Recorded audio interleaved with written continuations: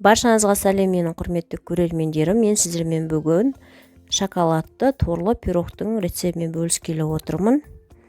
Қажетті заттардың барлығын описание бөліміне қалдырып қоямын. Каналыма тіркеліп, лайк басып, пікір қалдыра кетіңіздер. Ең алдымен құрғақ заттардың барлығын осылай араластырып аламыз. Ал мына сүт пен майды мен қазір өте қатты отқа ысытатын боламын. Кәдімгідей қайнайтындай дәрежеге жету керек. Ал қант пен жұмыртқаны бөлек миксерлеп аламыз.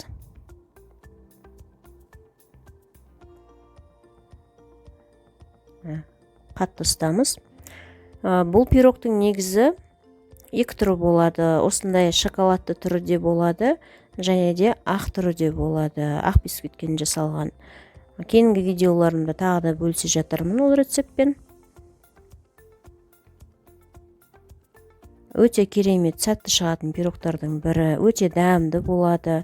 Және қазір осы пирогтың ішінің де жұмсақ әдемі болып шығуының ең керемет бір фишкасын айтамын. Сондықтан да видеомның соңына дейін көріңіздер. Мына ыстық сүт пен майды ақырында осылай құямыз. Бірден құя салуға болмайды, себебі жұмыртқа пісіп қалады. Сондықтан асықпай жаймен құйып шығамыз. Құрғақ заттарды екі бөліп немесе үш бөліп шетінен араластырып отырып, дәл осындай қамыр жасауға болады. Мына осындай қамыр болып шығу керек. Кремообразный дейді бұндай қамырды. Енді торлама жасау үшін осындай блендерге не болмаса погружной блендермен де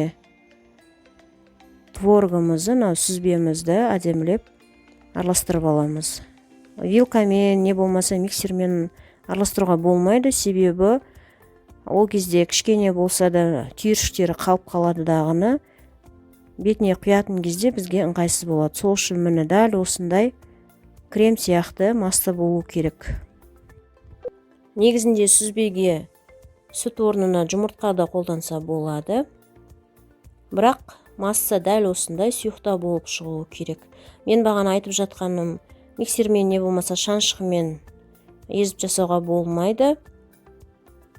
Себебі осындай кондитерлік қапшыққа салған кезде ол дұрыс шықпай қалады. Сол үшін масса сұйықта болу керек, құйғанға ыңғайлы құйылмалы болып тұру керек. Әдемілеп осылай өрнек салып аламыз. Төртбұрышты қылсаңыздар болады, болмаса ромбик ретінде жасасаңыздар да болады, ешқандай айырмашылығы жоқ. Енді өте қызып тұрған пешке пісіріп аламыз. Ал енді мына бетіне құятын сироп. Сүт пен қантты қатты ысытамыз. Қант ерігенше қозғап тұрып, екеуін біріктіріп ысытып алу керек.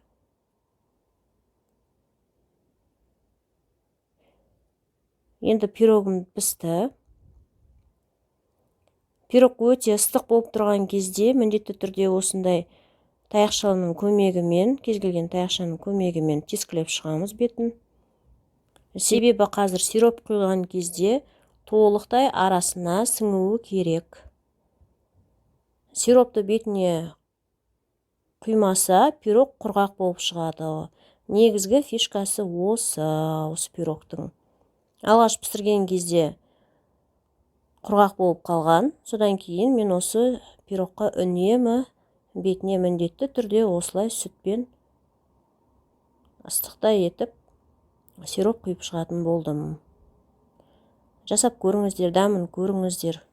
Барлықтарыңызға кеңес беремін. Келесі видеоларда көріскенше, хош, сау болыңыздар, аман болыңыздар.